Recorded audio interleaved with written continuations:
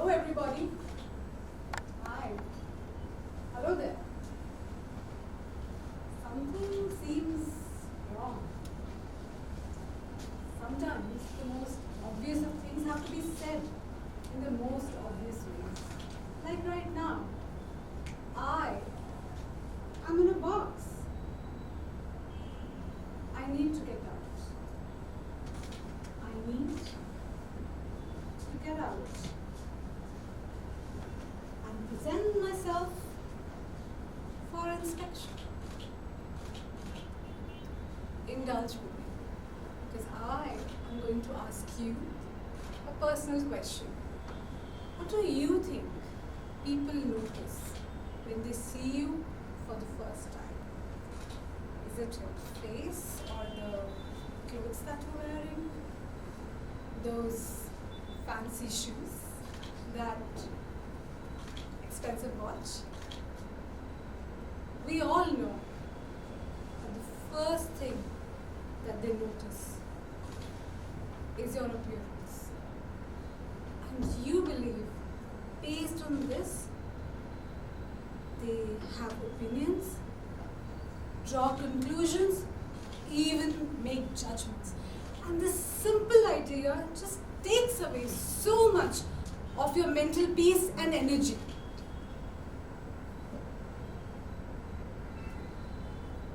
I am Dr. Kavita Sharma, social psychologist, published author of 4 books, international keynote speaker, and a visiting faculty at Harvard University. But guys, कमरे में एक हाथी है. There is an elephant in the room. Let's address it. Let's address the elephant on his face. Yes, I am a lady.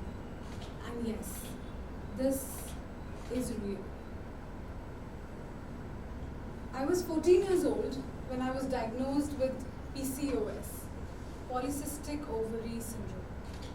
In general terms, it meant that I will have irregular menstrual cycle, male facial features, and hair in places not normal. Well, not normal for ladies, that is, because more than half of the population takes a lot of pride in this.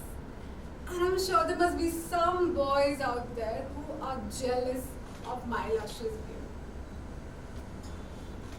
By the time I was 15 years old, I had crossed from being a girl with excessive hair to a freak, weirdo. अरे देख, वो 9th standard की लड़की जा रही है, दाढ़ी वाली. क्या नाम है उसका? कविता? नहीं, दाढ़िता. And then started this crazy game of hide and seek, where I would hide.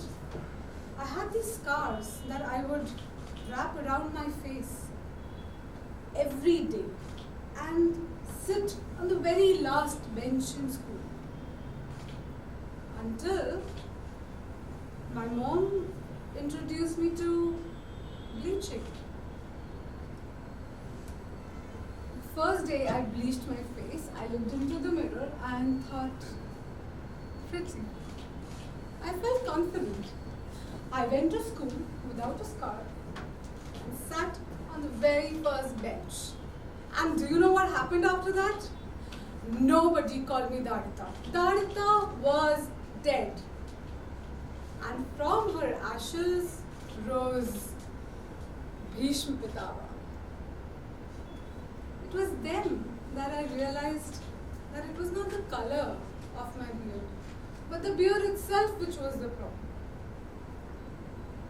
So I told my mother, I can't go to college looking like this, Ma.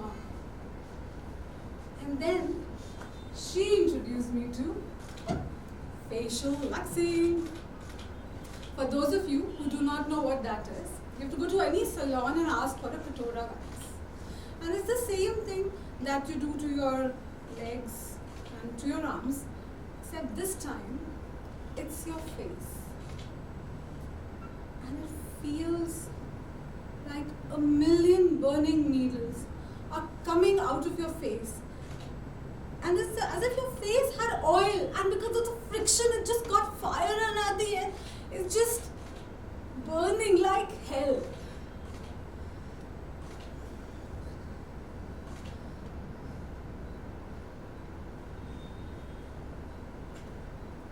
But it was worth it. Because I became beautiful. I felt lovely. And so, I made rituals around this. I would wax my face twice every week. And every 15 minutes, I would just touch my face to feel the smoothness of my skin. At least 3 times a day, I would look into the mirror just to check if any hair were growing out. And if they were, I had a savior. Gillette Mark 3. Life was going smooth. I had friends, enemies, boyfriends, and I was average in studies. Basically, I was normal. Around the 3rd year of my college, I met the love of my life. He proposed to me. He wanted to marry me. But let me tell you a little bit about him. He was 6'3". He was muscular. And everybody in college called him Chikna. Because even at the age of 21, he did not have a single hair on his face. Talk about opposites attracting. Am I right? So that day we were just in the college canteen hanging out with friends, eating samosa and chai. And he got down on one knee and he proposed. So I asked him,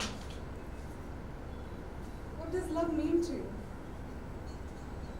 And he gave me the most beautiful answer in just one word. Acceptance. Accepting the person as they are. Jackpot! So that day, I looked into the mirror and saw a little stubble growing. But I said, stop Sunita. Sunita was the beautician. I will not wax my face anymore. I am in love. So next day, I went to college with a little stubble and a photo album in my hand. And I showed to my Chikna the photos of Tadita and Bhishma. And I thought that he would be laughing with me.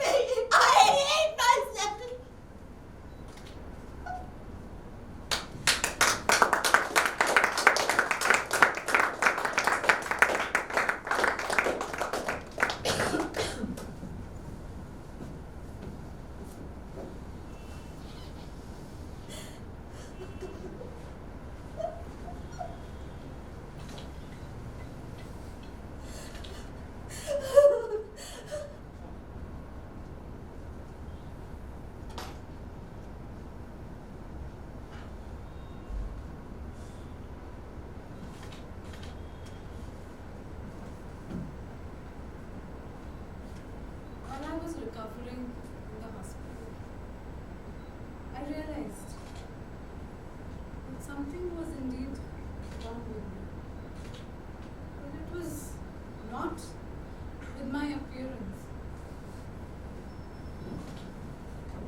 Something was wrong with me. I hated myself, and I could not continue living like this. Not until somehow I changed my relationship with me. Not until I learned to love myself. To love. To love is to accept. Total acceptance comes from forgiveness, courage, and a change in perception. So I forgave myself. I forgave myself for hating me. I forgave myself for every time that I thought less of myself. I gathered the courage to meet new people and talk and act as if I was normal, because I was normal. And enough of this hide and seek. I changed my perception to the attention that I was getting. Nobody called me Darita or Bhishma Pitama anymore. That was school humor. In college, people were more creative. They called me Dumbledore, Balu, She-Man. But this was a very small segment of me. Majority of them wanted to have a normal conversation with me. They wanted to understand my medical condition, empathize.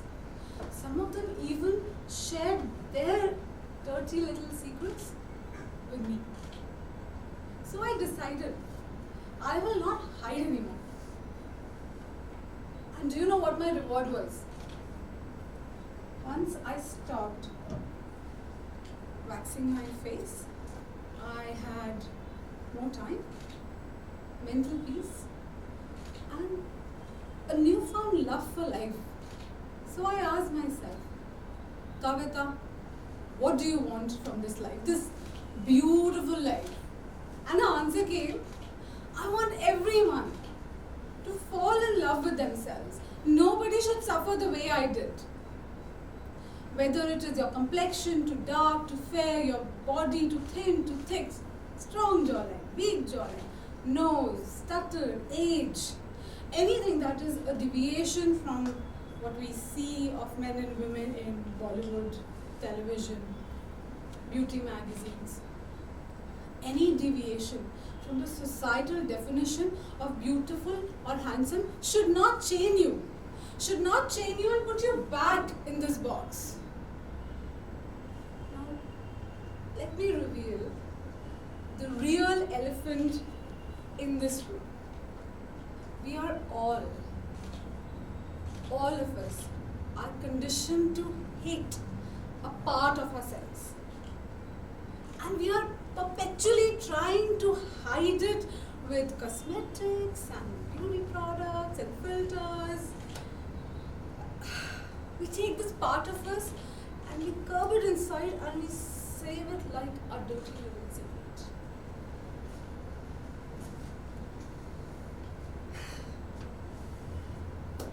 I decided to study social psychology. I was done with my PhD in 3 years. I was appointed a faculty at the Harvard University, but after a couple of years, I decided to fully focus on my book. I wanted to reach the masses. When I was done with my first book in 2 years, it was called Get Naked, and it was a New York bestseller in 2011. So, ladies and gentlemen, I invite you to join me. Can we have the audience slides up here? I invite you all for a few moments to join me and just close your eyes. Just close your eyes and think about any moment that made you feel inferior. Anything or any time where you felt less about yourselves. Not enough money in the bank, can't speak English properly, not built like Nitika, not successful enough for your age. Anything that makes you feel inferior. Now here is what I want you to say to this part of you. Ladies and gentlemen, repeat after me. I love myself the way I am. Yes. Love yourself the way you are. Now with your eyes still closed, I want you to bring a big smile to your face. And with that smile still intact, slowly rise from your seats. Very carefully. Please rise from your seats. And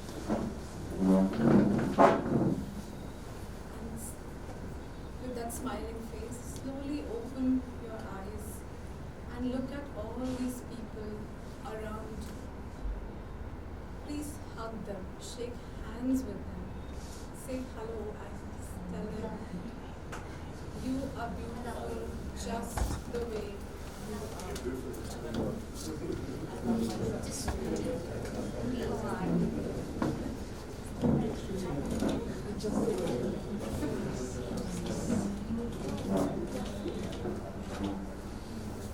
Ladies and gentlemen, I love you the way